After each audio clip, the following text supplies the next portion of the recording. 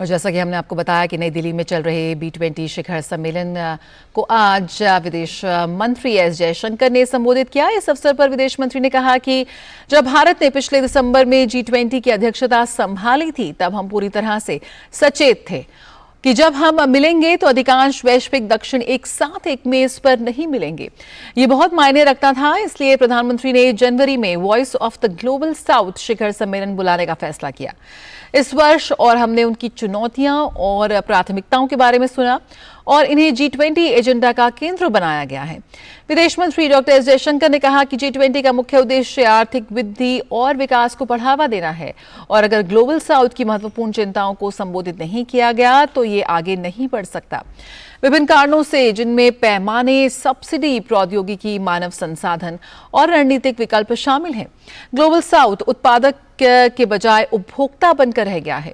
विदेश मंत्री ने कहा कि कोविड के दौरान भारत सरकार ने 800 मिलियन लोगों को डायरेक्ट फूड सपोर्ट प्रदान किया है और इसी तरह हाउसिंग स्कीम के तहत 150 मिलियन लोगों को फायदा पहुंचाया गया है।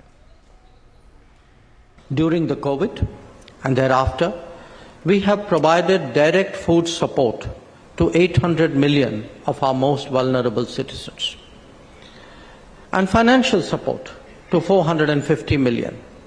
The government's housing program has benefited about 150 million of our citizens to date, and it is growing. Affordable and accessible healthcare is today within, again, the reach of millions and growing by the day. Pension schemes cover 450 million. And the basic necessities of sanitation, electricity and water will become universal in the very near future.